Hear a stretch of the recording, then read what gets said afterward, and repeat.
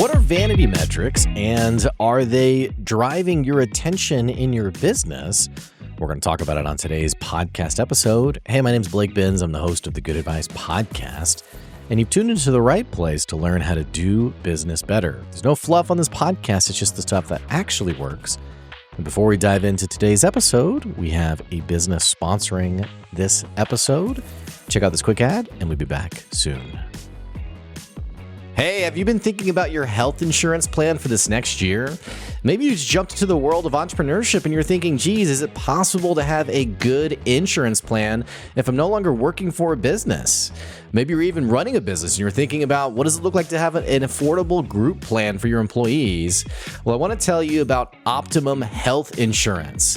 This is a customized healthcare plan for you and your family, and since 2018, they've been helping people get awesome, affordable healthcare coverage for really nothing at all. It's easy, it's hassle-free, and frankly, they're different from the big insurance companies that you might talk to.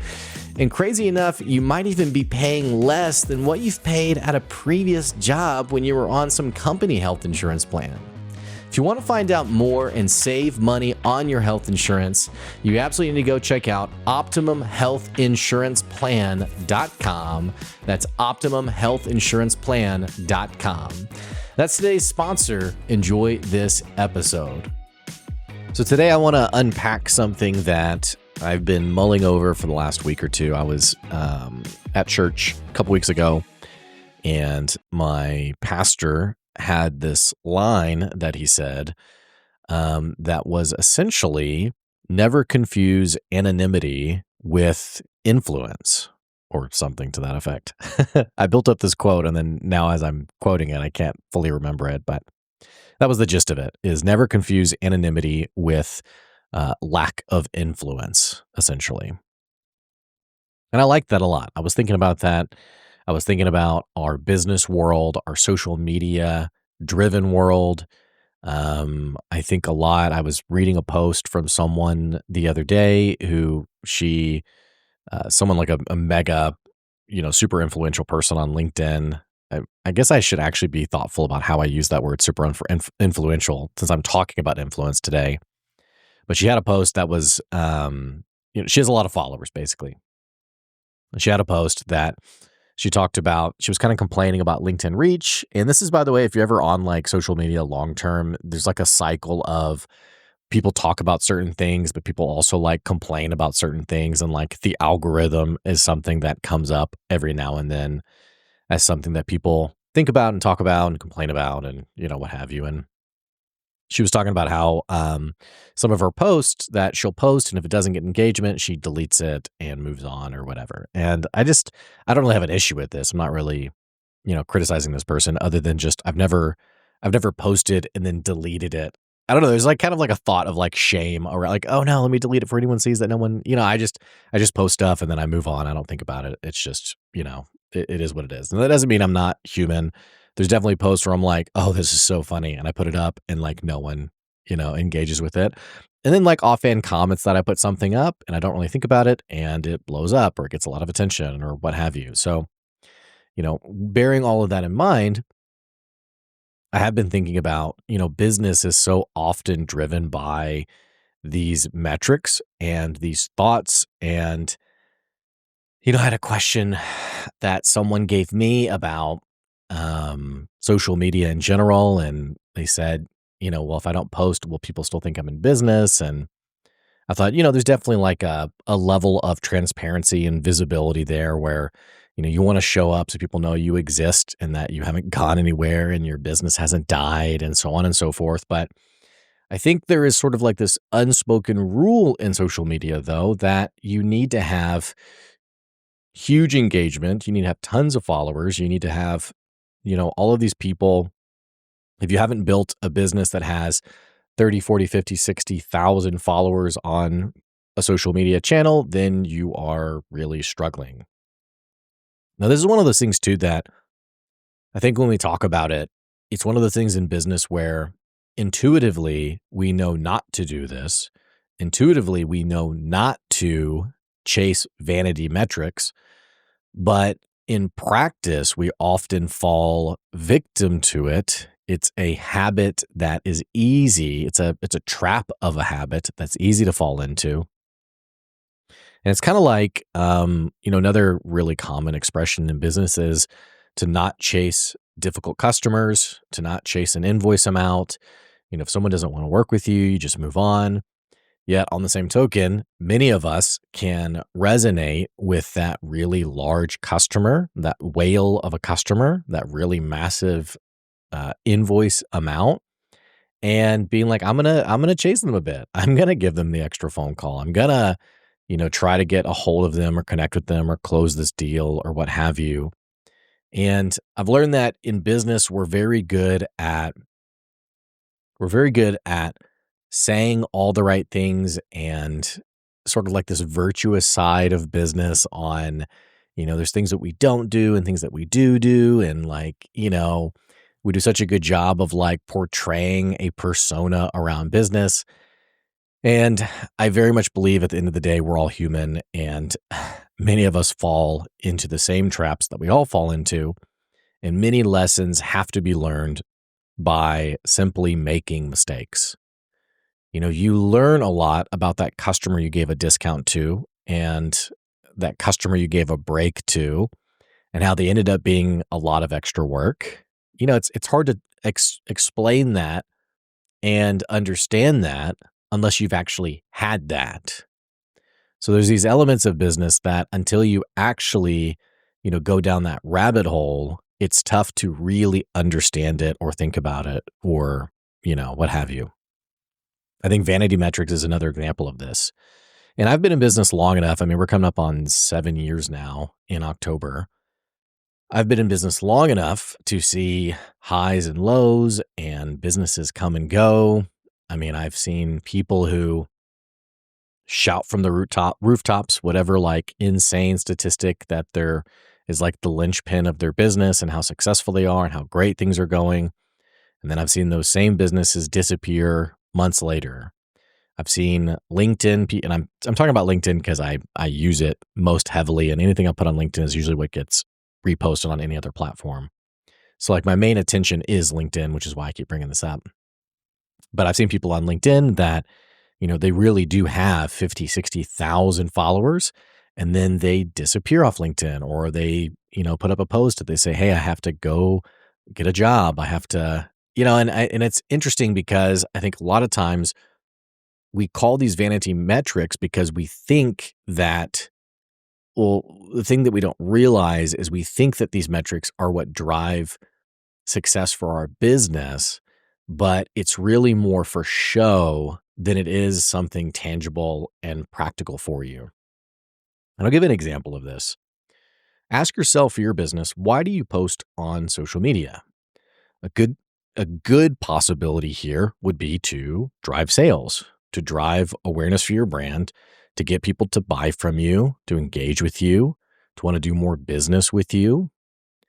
And the number of times that I have posted something and it gets a handful of engagement, likes, comments, whatever. When I say a handful, I mean under 10, maybe like 5 or 6 people comment on it or like it or whatever.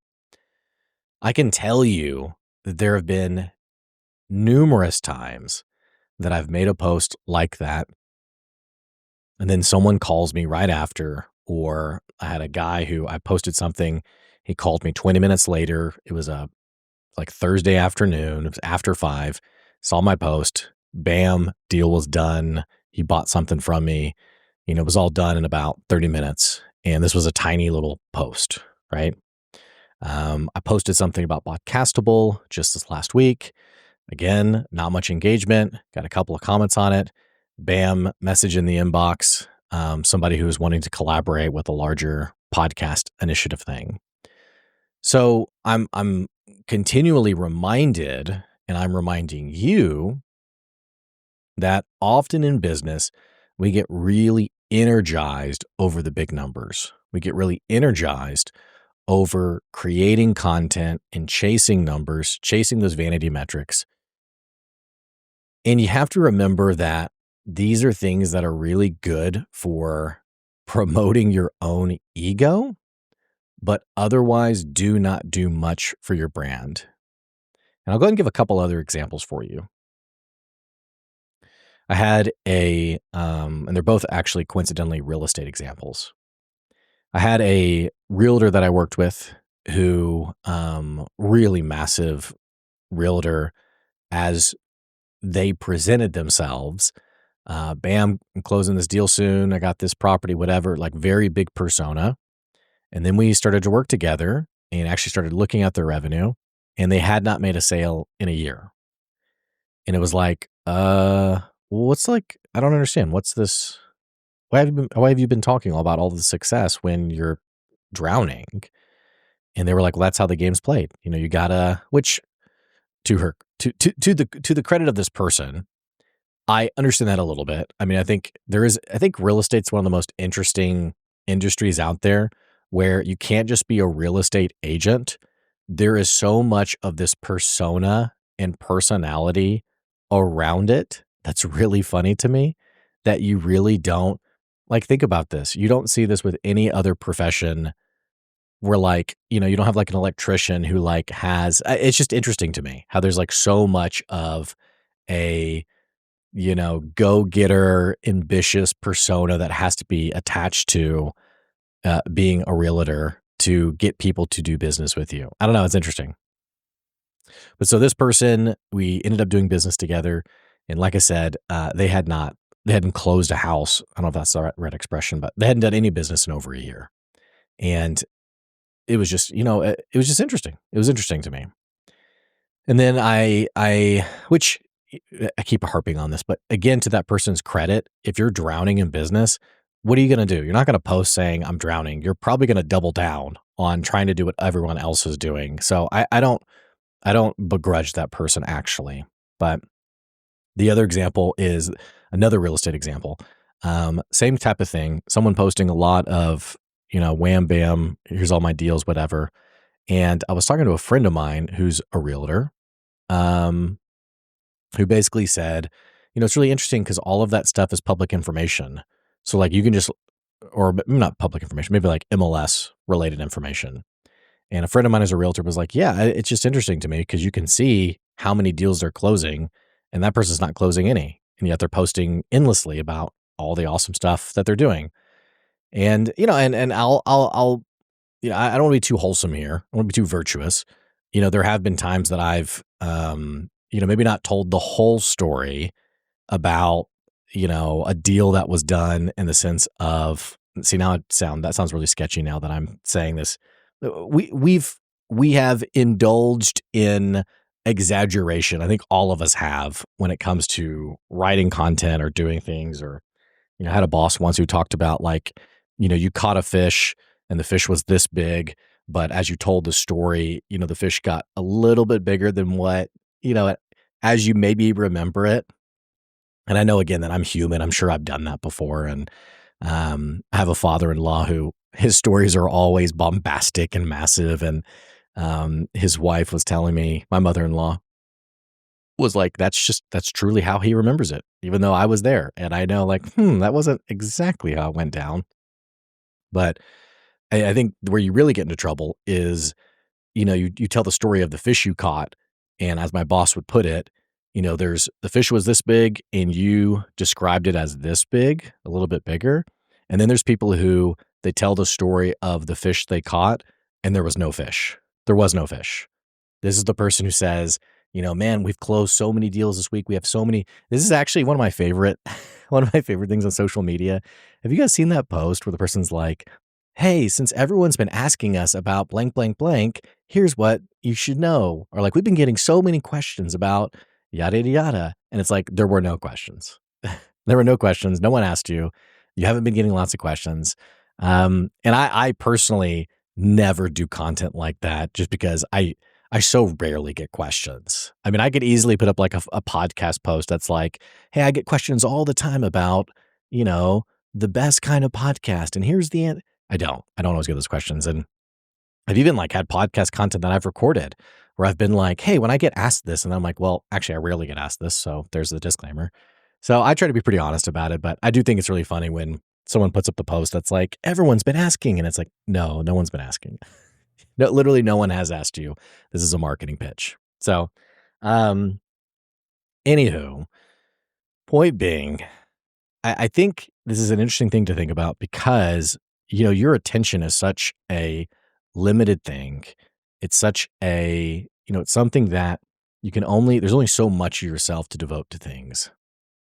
And I do think that there is a real danger in going all in on vanity metrics and devoting your time and attention to something that ultimately will not matter. It ultimately won't matter. From like a macro level, we know this. When you die, no one's going to ask, "Oh man, how many followers did you have?" You're not going to go to the pearly gates and, how much, what was your average? Oh, you got that many views. So you were averaging this many impressions per week. It won't matter. None of it's going to matter.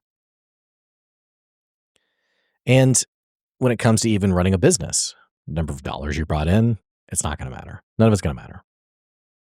I point this out because there is naturally things that do matter, yet those are the things that so often don't take our attention.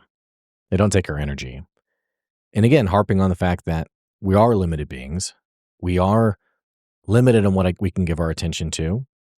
I bought this marketing company in June. It has taken a lot of my time and energy. And I wish I could tell you that I am I'm a genius business professional. And it's been so easy bringing that company into the fold of good advice. And wow, this is incredible. And I've doubled my revenue. No, actually, that's not what happened.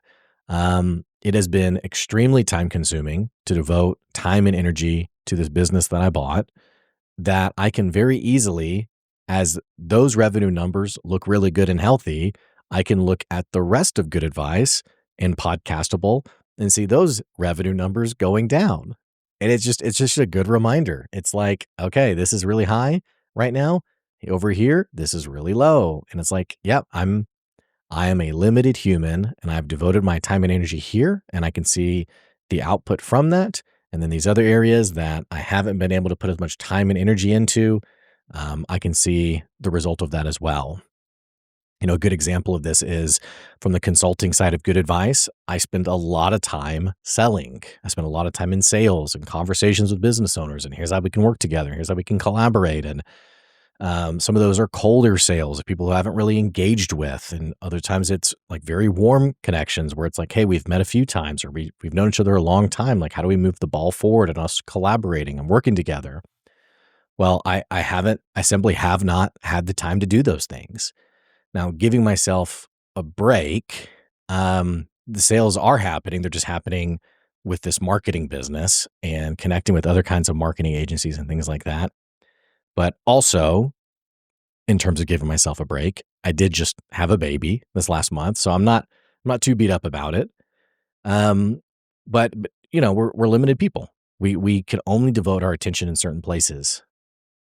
And I point this out because it's kind of like the person who starts a podcast and like every day they're refreshing like the download numbers. And like, I've even talked to people who like I could not tell you the first thing about my own like average time engagement numbers. Like you can actually look and see about how far most people make it into a podcast episode.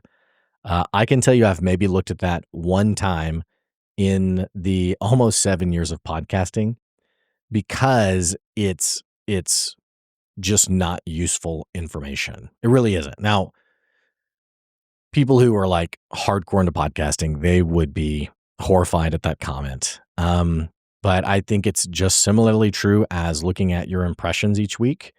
There are weeks that I get a message from LinkedIn that's like, your impressions were up 180% this week because of this one post, or your impressions are down 15%. Like, these are all things that are actually designed to keep you engaged with a platform to drive their revenue rather than being engaged and interested in what's driving your revenue.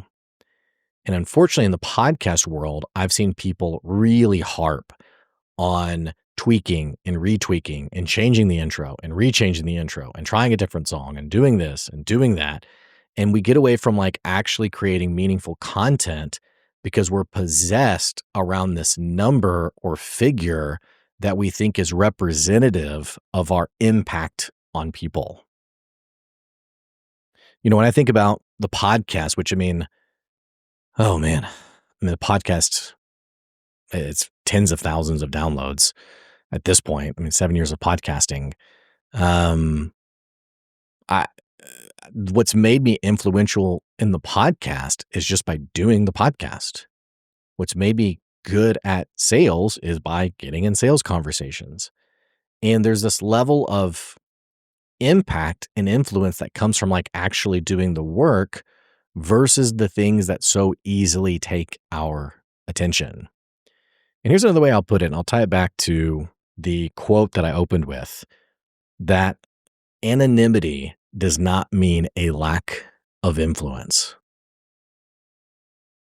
There are people out there who are not on social media at all, who are absolutely transforming the people around them. They're calling them a positive influence is putting it lightly. They're impacting people on a daily basis, and you would never know about it. In fact, if you look at one of my favorite books, Jim Collins' book, Good to Great, he talks about the best kinds of leaders, and not just like, kumbaya, like, oh, you're such a great leader. It's like when you look at the literal top businesses in the world, you don't see these massive personalities. You don't see, if I was to ask you to name off big CEO personalities, you could probably rattle off 3 or 4 that you know really well that are in the news a lot. What Jim Collins argued is that actually these people you've probably never heard of before because they're incredibly gifted at not just leading, but at giving credit to their team rather than taking it for themselves and like building their own, personal resume. And they actually take the blame rather than putting the blame on other people. So this isn't a new concept. And in the same way, whether you have a big profile or a small profile, or you're new to social media, or you're new to business, or what have you, I want to encourage you to really think about your opportunity for impact, your opportunity for influence, and understanding that that is not tied to a vanity metric. If I ever have a social media profile with 100,000 followers on it, I am not, now my reach has changed. The number of impressions, the people who see my content grows, but my ability to influence has not changed. It really hasn't. Like I'm not suddenly now capable of influencing people. It's a bit of a misnomer too. It's a bit of an irony when we think about like, oh, that's an influencer. That's a social media influencer. And it's a bit silly because it's like, until you get to that point, there's like this implied, like, are you an influencer? Do you influence people? And the answer is yes. I was meeting with someone years ago, and one of the things that she said to me that really stuck with me is she said, and this was like, I think she was in her late 20s at the time, but she was like, I thought forever that to be impactful, I needed to be on stage in some way. I needed to have a stage. I needed to be in front of people. And maturity for me was realizing that I didn't need this stage, that I could continue to still be an impactful person. Like, I really think that at some point, if I ever like really make it big with like forget you kind of money, if I ever really make it big, I think I'm going to just disappear from like all social media. And I'll probably still do the podcast because, I can't help not doing it, I guess. But I just don't see myself doing any of that stuff again.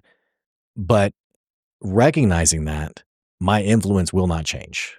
I will still be able to influence and impact people and really try to make a positive impact on people around me.